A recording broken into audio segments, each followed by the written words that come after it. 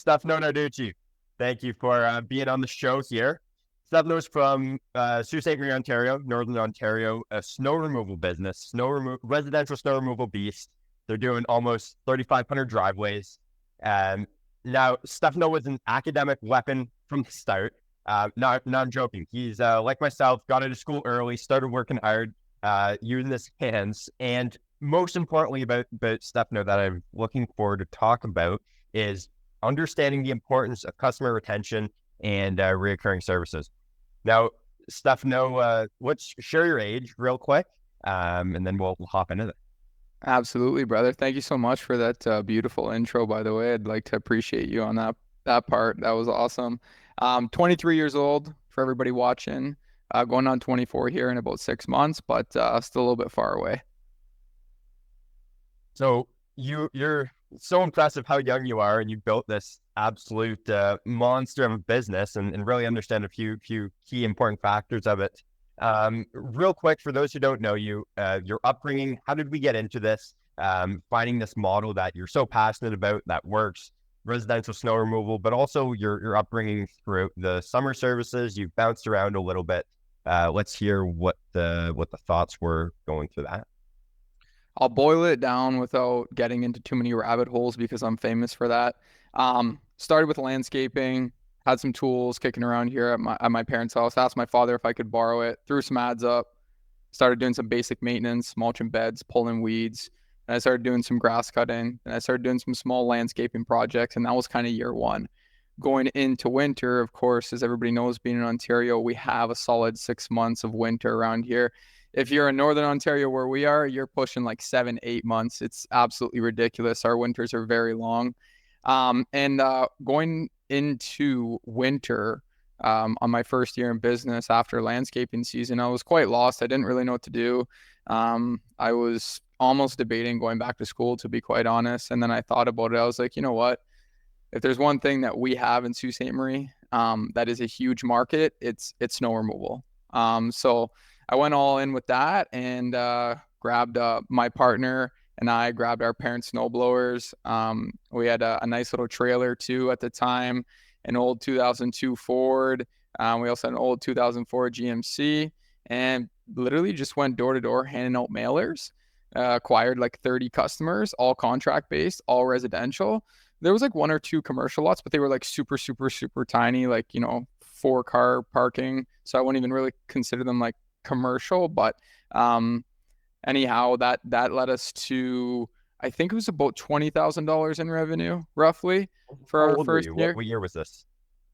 This was year 2019 going into 2020. So I would have been 19 years old. Awesome. Yeah. Awesome. So Yeah. it was kind of all over, and then roofing, like how did that come about? Oh, okay. Well, for roofing, it was actually 2 winters after our first winter. So our first winter, just to kind of finish on that story, got 30 contracts, did everything with walk behind snow blowers. I came across this business model that I'm in today with people using the residential snow tractor, if you will, Kubota L6060 with inverted blowers, or John Deere 4066Rs with inverted blowers, etc. And when I came across it on YouTube, I was like absolutely just astonished, like fascinated. I was like, Jesus Christ, this is a lot more efficient than using a walk behind blower. This is a lot more efficient than using even a plow truck. It does a very nice, clean job, and you could just bang out house after house after house. And I was like, this is what I want to do.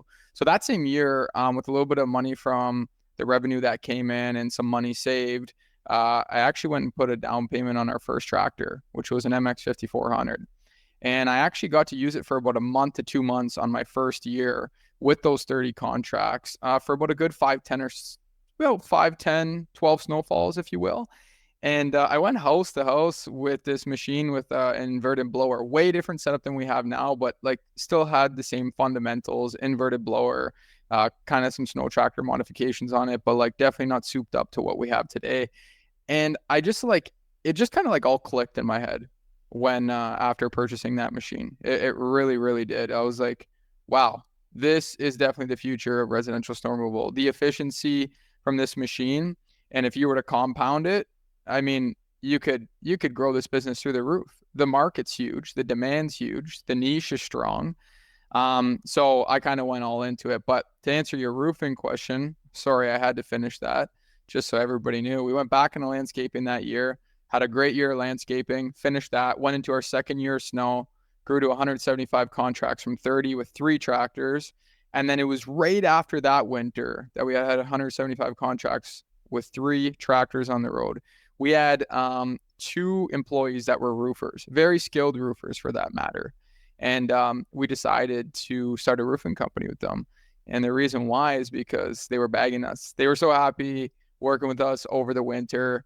They're just, Stefano, you're such a good employer. We love to work with you. They really love my partner as well, Nick. And we got along so well that they kind of just threw some papers at me and said, hey, this is what it's going to cost to start a roofing company. We really want to do it with you. How would you feel? And I said, screw it. Let's do it. So going into that summer, I ended up doing roofing and landscaping.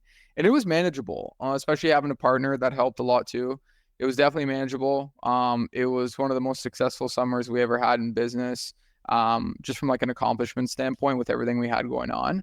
And we crushed it, man. We absolutely crushed it. It was awesome. That was 2021. COVID was just kind of coming to an end. And I don't know, it was nostalgic that summer and that year, first year roofing. And we had some cool landscape projects go on that year. And it just really felt like the breakthrough for our company. So that was the breakthrough back then, a few years ago. And there must have been something that opened your eyes, Stefano, because you're really focusing on the reoccurring service and understanding the value of the lifetime value of a client. What was it that opened your eyes to that, and now starting to shift into lifetime, not lifetime, but reoccurring services? So, landscaping, right? We closed down and I wanted to go all into roofing because number one is I really think that you should stick to doing one thing. I don't think you should even do 2 things. I definitely don't think you should do 3. And if you're doing 4, well, you're probably not going to be good at any of them. So, and that's coming from me because right now I'm doing 2 things, but I'm in a seasonal business. So that's kind of my excuse. But to answer your question, landscaping closed down. We went all into roofing. I didn't want to run 3 different businesses, snow, landscaping, and roofing. So closed the landscaping down after that first summer in business. And with roofing, we said, you know what, let's go all in with roofing, close the landscaping down. And we did just that. And for 2 years, we ran just a roofing company and just a snow removal company, or residential snow blowing company, if you will. And we were successful with it until I kind of just had enough was enough. Like, things started becoming very difficult to acquire customers. I do business with a customer once and then I'd never see them again. Property managers and stuff like that were cool. Companies like that, because you get like multiple roofs with them every single year. But when it came to just a normal, customer, normal residential homeowner, like we were seeing them once and never seeing them again. And finding them and getting them costed a lot of money and took a lot of effort. Like selling a $10,000 roof compared to a $600 driveway is a lot different. Finding those customers is a lot different. And just how much money, time, and effort I put into my snow business, I understood it very well. I really appreciated the reoccurring customer base that would come back every year. I appreciated the word of mouth. I appreciated how quick it compounded. And just the summer roofing business wasn't jiving with that. Like it felt like they were really far apart in terms of businesses. Yes, I was under the same hood of residential home services, but they were completely different niches. And that's what really bothered me.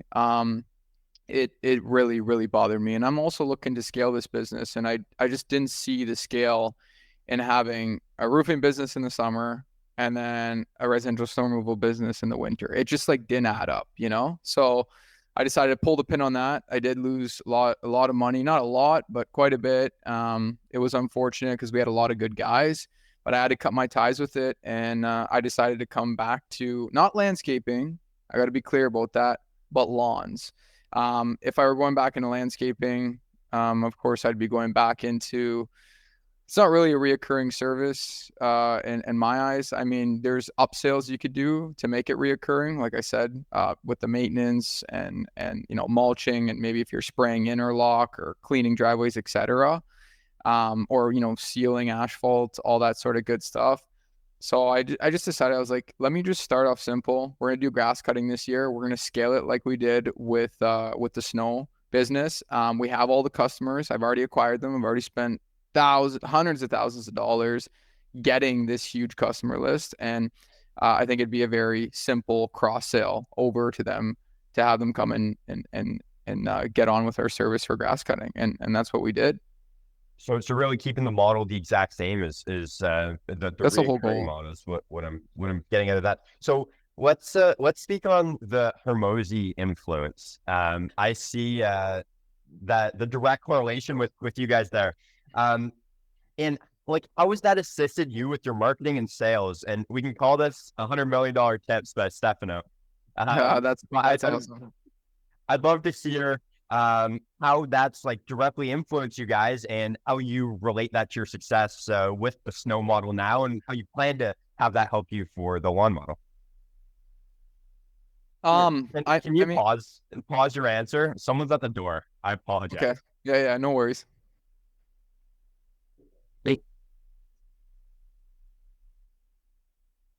Hey, there, come on in. You guys are all good. I'm just on a call. Sorry.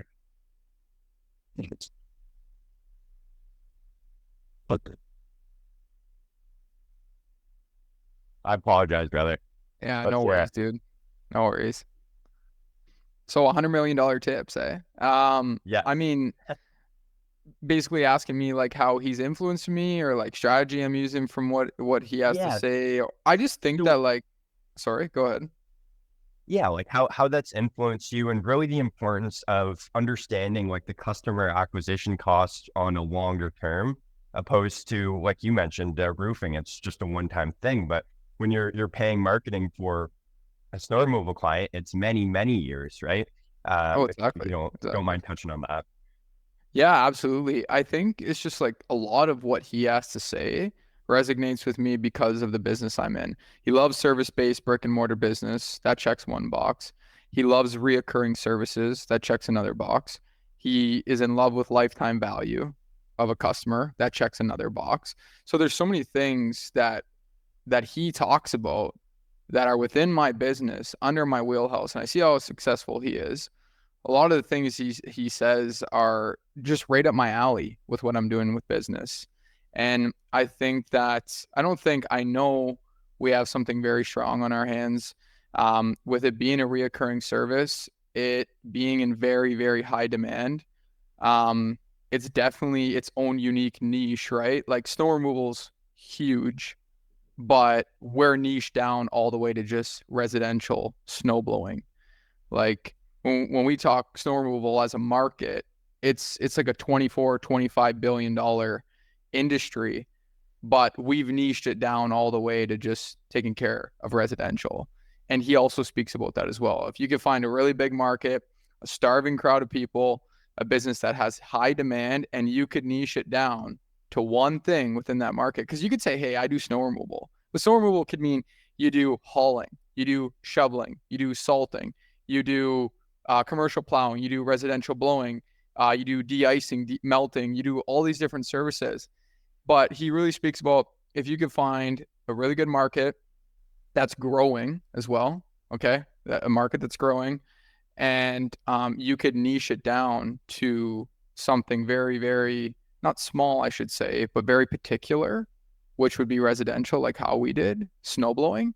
If you could find a customer who has a unique problem and solve it in a unique way, which I think we accomplish both those things, these are the things he says, and I'm just like, all the boxes check.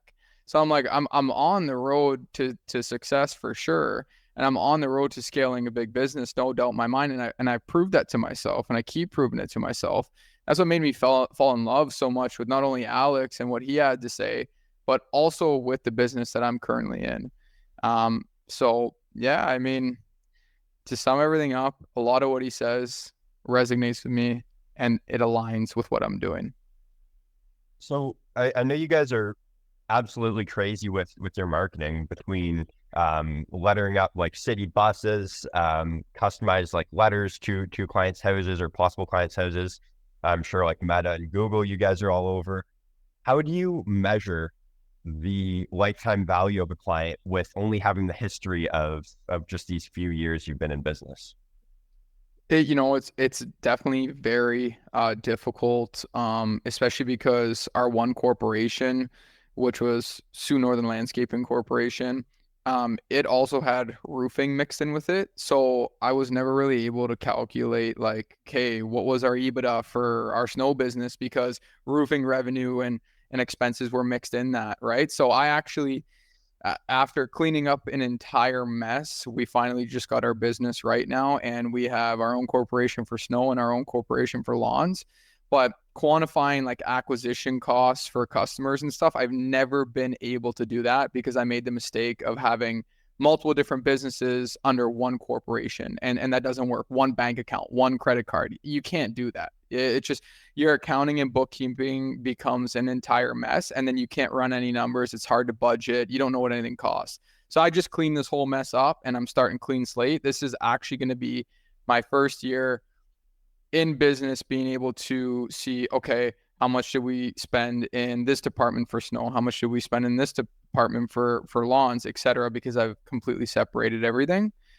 So lifetime value, it's hard to quantify that question for you because I've tried to run these numbers and it wasn't possible with all the different businesses mixed in under one corporation. So I had to take a guess just so I have some sort of answer.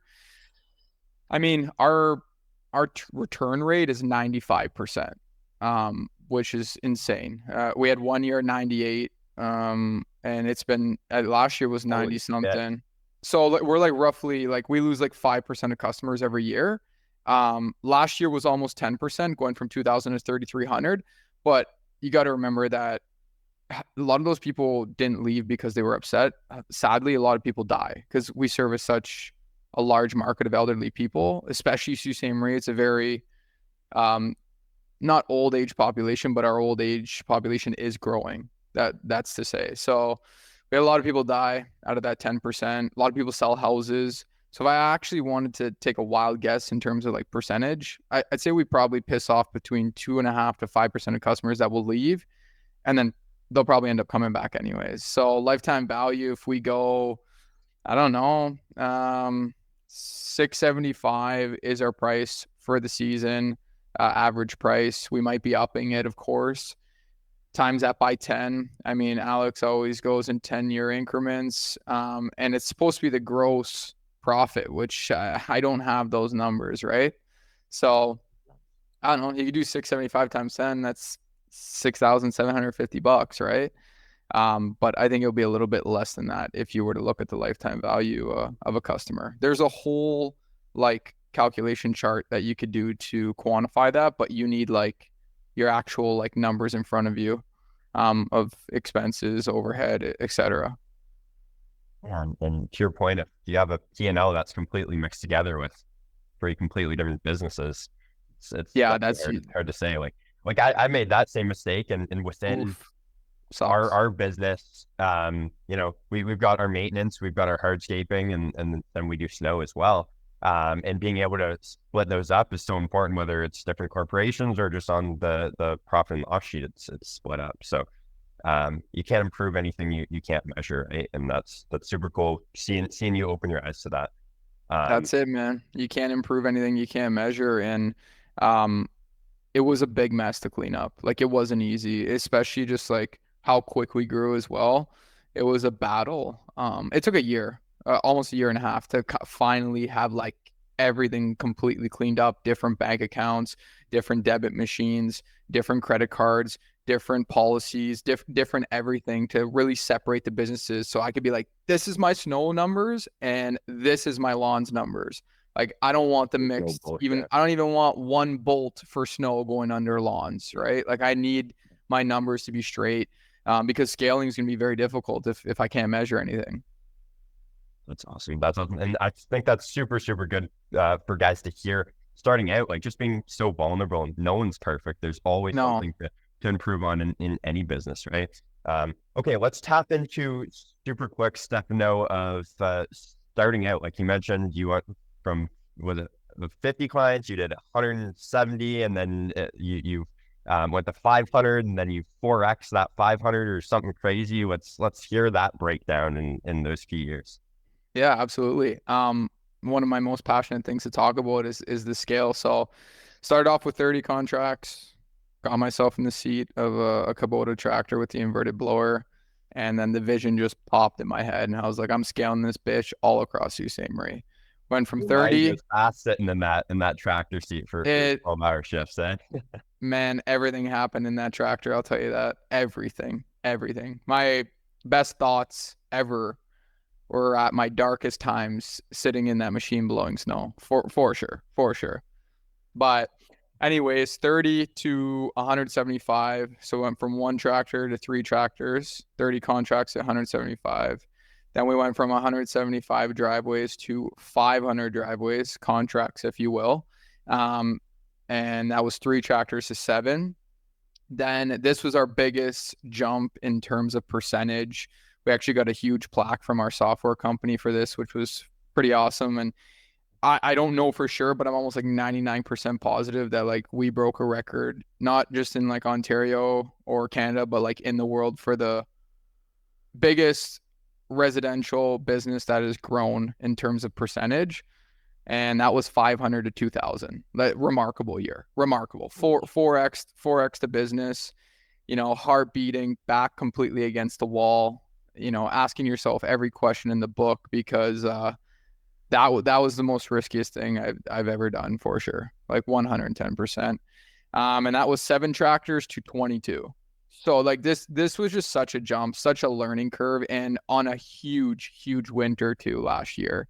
So man, after I went through that year, I was like, I could do anything. I could literally do anything. Like I'm confident, I'm capable. Like I could do anything. I was so ambitious after that year. Like I was ready to go to another place, but I was getting ahead of myself. I'm like, well, what money? What am I thinking here? I got a lot to learn. Anyhow, that scale then brought us to 2000, and from 2000 we went to this current year 3300. So that was another big jump. It wasn't 4 times, but that was still 1300 customers positive. That was still a really big jump for us too, and I learned a lot this year. And I'm lucky it was a light winter for sure.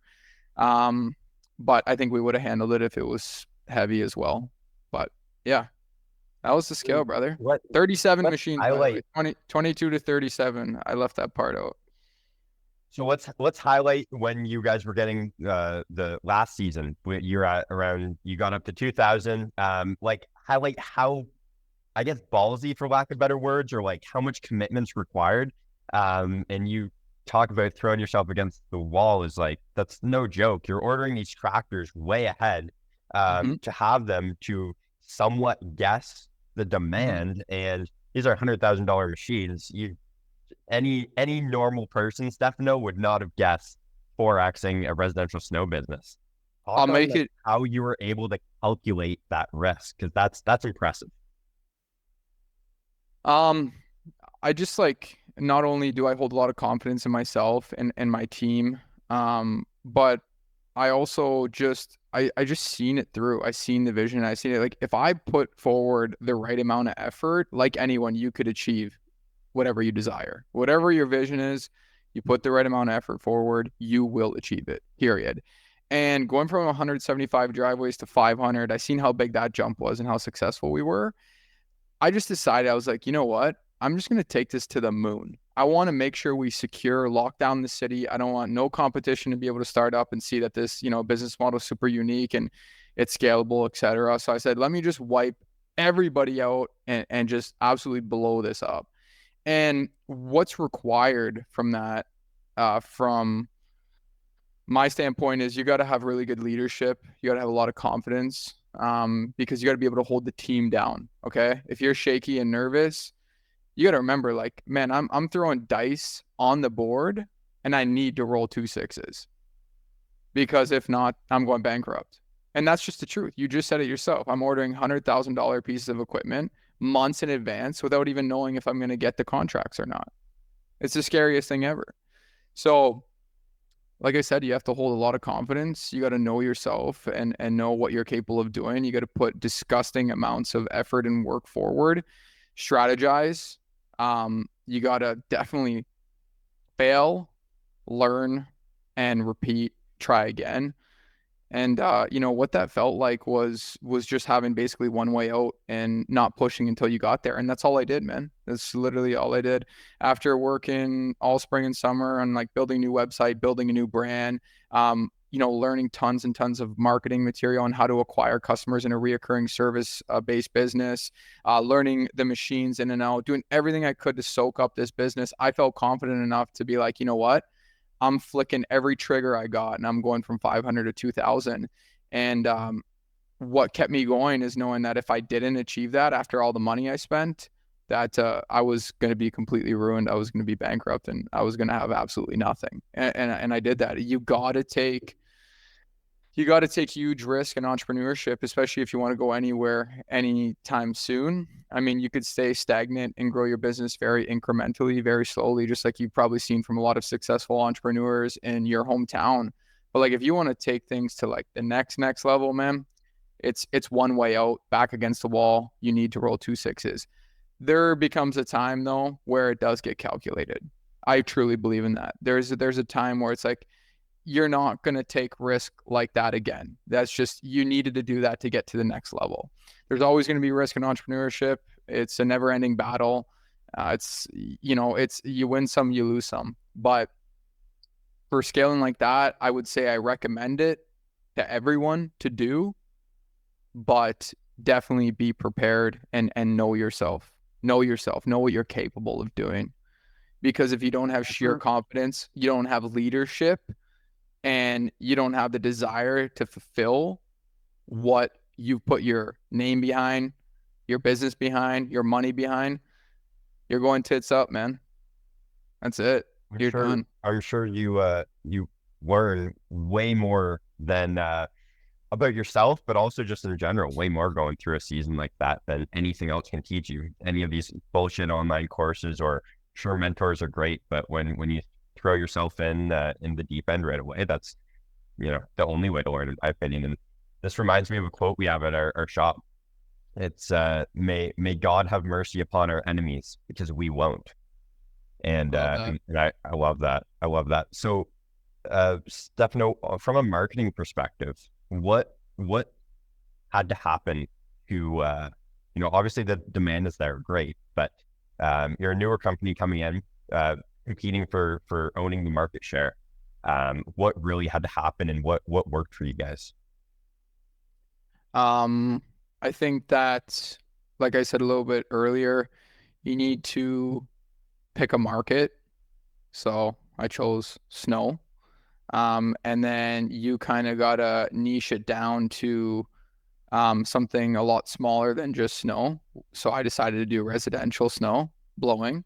You have to have a unique solution, which I think a tractor modified to do snow come into your house to clean a driveway in under 2 minutes is very unique. And you got to solve a problem for a customer who has a unique problem. And I think that residential snow is definitely not a unique problem, but when you chunk everything down like that, it puts you in a position to be able to really hone in and execute on one thing, which I strongly believe in.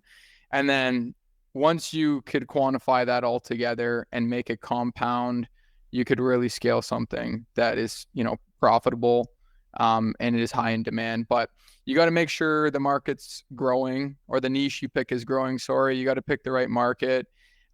Those things are very important. And then after that, it's really just creating your offer. Once you could really dial in a good offer and back it up with exceptional service, I mean, the sky's the limit. Now, marketing tactics, there's so many different ways to acquire a customer. I think that certain businesses are different than others, especially if you're doing like B2B offering, business to business, or if you're doing business to consumer. There's a lot of different things and tactics that you could use. But I tested everything. That's the thing, right? I just tested everything, and I didn't stop, and I tried so many different things. I found out what worked, found out what didn't, but I wasn't scared to fail, and I wasn't scared to spend the money. You know, I was like, what's the worst that's going to happen? This $10,000 investment might get me 20 customers or it might get me 200. I'm going to roll the dice either way. So I tested and tried and tested and tried, tested and tried, you know, inputs, outputs, until I kind of eventually got an equation that I'm like, okay, this is what works. And I still don't feel entirely confident about it. I think that I don't think I'm currently working on it right now. Winter just ended, man, and I'm already back in it because it takes 8 months of our year up. We're only 4 months of summer. Lawns is a great business as well. But my heart's in the snow business, my time, my energy, everything I'm putting towards that. So I'm currently working on it again, and there's some things I need to dial in. I'm reconfiguring my offer again. I'm adding on a bunch of new services, and not services, but support for our service, I should say. And just some great customer experience features, trying to streamline the process of, you know, mitigating damages, gravel displacement. I'm working on so much right now to not only execute on scaling even larger, but to also make our customer experience exceptional. I think you really need to find a balance when it comes to that.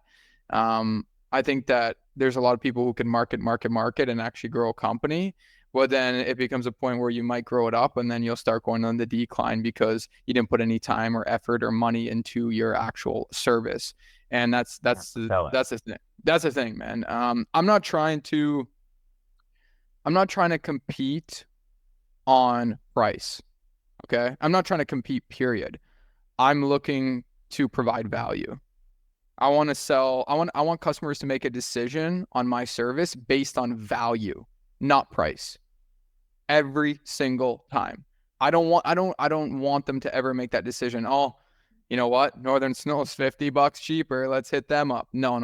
It's like, I want you to hit us up because of the exceptional value that we offer. I don't want to be in the commodity. I don't want to be a commoditized service, you know? Like, I don't want to be like a gas station, if you will, and you're driving down the road just to get 5 cents cheaper.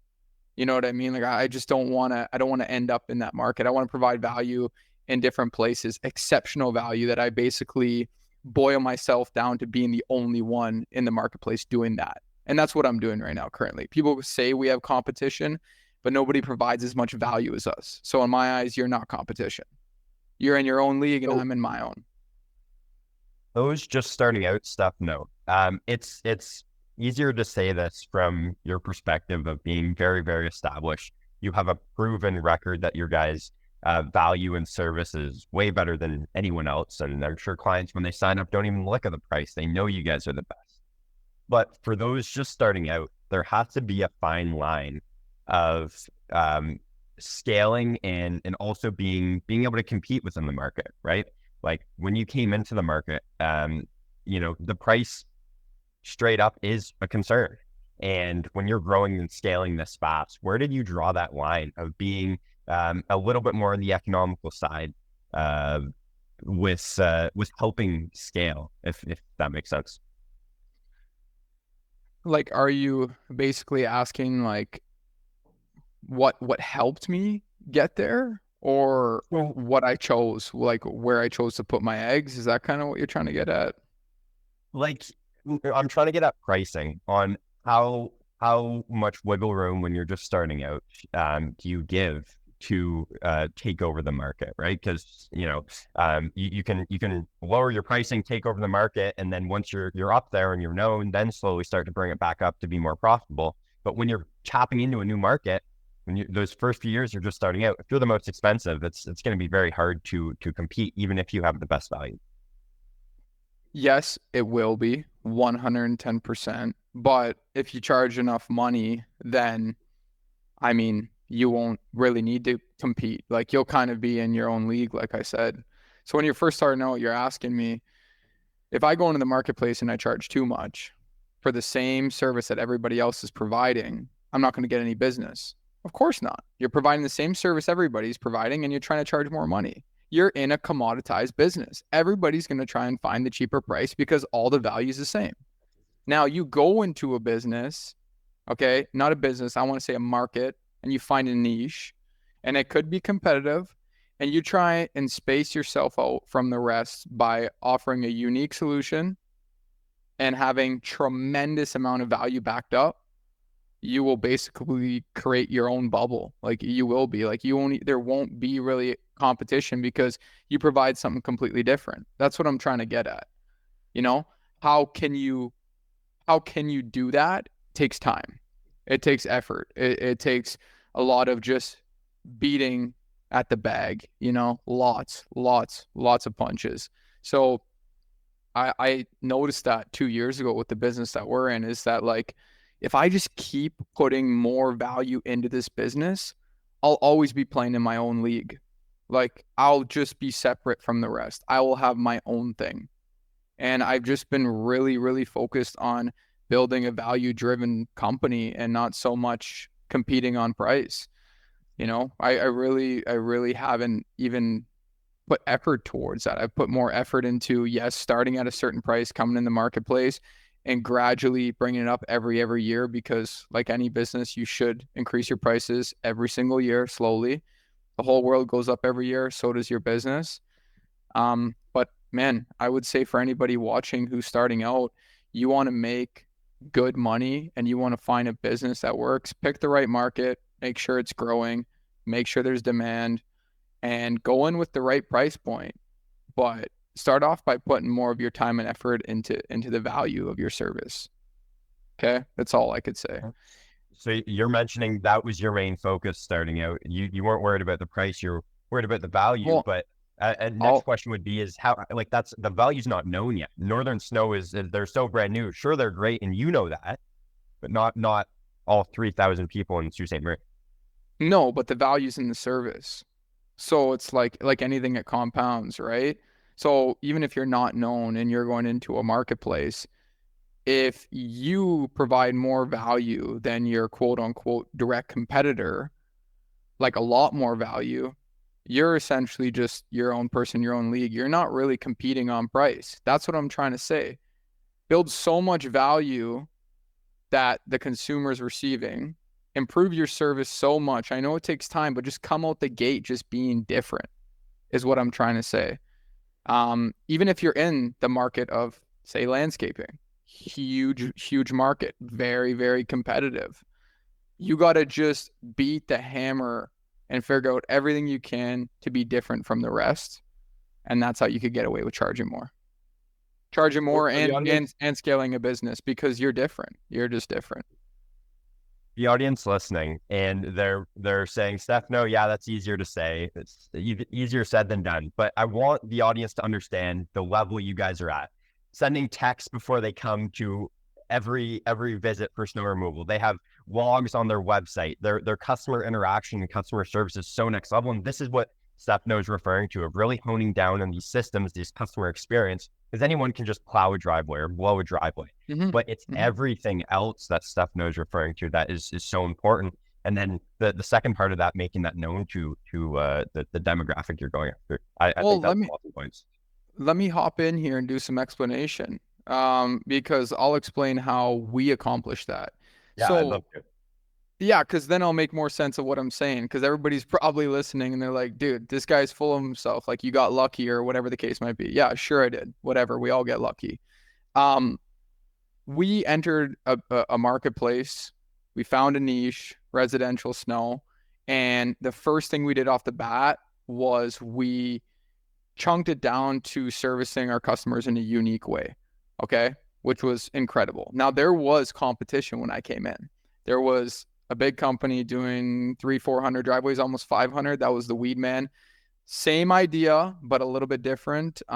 He had the tractors with the inverted blowers as well. There was another company, B&W. There was, Topaz with smaller size tractors as well. There was Four Seasons. Like there was guys in the marketplace with tractors doing something very similar to what we were doing. So where I put all my time and attention and focus into was just being different, not only even from a brand perspective, and that's a whole other rabbit hole I could get onto too as well. If your brand's not straight, your value could be through the roof, but you got to make sure your brand's straight or else it's not going to go well for you. But that's completely different. And when I came in, I was in a very, very competitive commoditized service, if you will. We were the same price. Like what we came in at was definitely just average compared to what other people were providing. But you want to know the problem? This is the problem. We were all providing the same amount of value. We are all doing the same thing. Nobody was doing anything different. We are all providing residential snow blowing, snow removal, whatever you want to call it, plowing. So I was like, what could we do to stick out from the rest? Oh, did I ever go all balls to the wall doing that? So what do? You get the pickets. That was number one. Not only was that a great marketing tactic, but customers absolutely love that. It's just nice getting something like that when you pay for a service. You know, it feels like you've been taken care of, you're cared about, you're locked in for the season, you don't need to worry. It's a good feeling. Brought the pickets in. Then I decided to get the software, which automatically sends notifications to customers, emails before we dispatch, the whole 9 yards. And I'm talking, this is like back on our first year. This is when I was trying to figure out, okay, how could we stick out from the rest? And we modified our snow tractors to be more of like the top of the line of that equipment. So, you know, getting like the Kubota L6060s fully modified to do snow with the inverted pronable cyclones. Like, we were using top tier equipment. So you were getting better scrape quality on your driveway. You were getting just a cleaner job. We were able to get closer to garage doors, closer to cars. So that made our service a bit more valuable there as well. Where we added value as well, I'm not going in this rabbit hole, but brand. Our brand was strong. Okay. You have a beautiful brand and you have a very, very valuable offer. You are going to absolutely destroy your marketplace. So all the brands around town here, I mean, Weedman's always had a strong brand, but their offer wasn't right. That was the problem. There was no value. They were in the commodity. They were just a normal, regular snow removal company that didn't really have anything special going on. And we had a strong brand with all those other value pieces that we added. We made our customer experience the best that it could be. And there was definitely a lot of other things we bolted on in terms of value for our first year, but those were just some of the first things that come to my mind. Now, the amount of money we've spent for customer experience and quote unquote value to the consumer is just insane. Like, I keep pouring money in every single year just to drive this business on value and be different from everybody else. You know, I could give you examples of like live tractor location. So you could like go onto our website and you could be our customer. Not only did you just receive a text message to say, hey, the tractor's 30 minutes away from your house, please remove your vehicles from your driveway because we're going to do a second clean. Fuck, we've already been there once to clean it. Now we're coming back a second time to clean where your car was parked. You could actually go on our website and type in your address and track where that tractor is live on a map and see, okay, how close is it to my house? You know, things like that. Our communication when we just did a survey was above all. So I spent a lot of money having extendful customer service reps in my office, like definitely overspent to make sure that our support was through the roof. Our communication was through the roof. So adding value in those aspects as well. Constantly testing and trying new equipment to figure out how can we get the best scrape quality on driveways? How can we pick up the most snow off the road? How can we get closer to stuff? You know, things like that. Picking the right tractors that are the most efficient for our operators so that they could get to houses quicker, clean the driveways quicker, and not cause so much damages. Like, just all these things, man, just trying to make the service better and providing more value to the customer and also the company.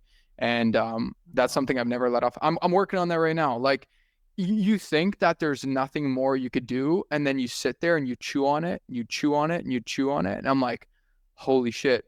It feels like I have the most amount of work put out in front of me than I've ever had this year going into my next season. And it's like, you know, how could you say that, Stefano? You're at 3,300 customers. It's like, no, it just doesn't stop. When you have ambition to keep making your service more valuable, to be the best, that light just never turns off. It doesn't.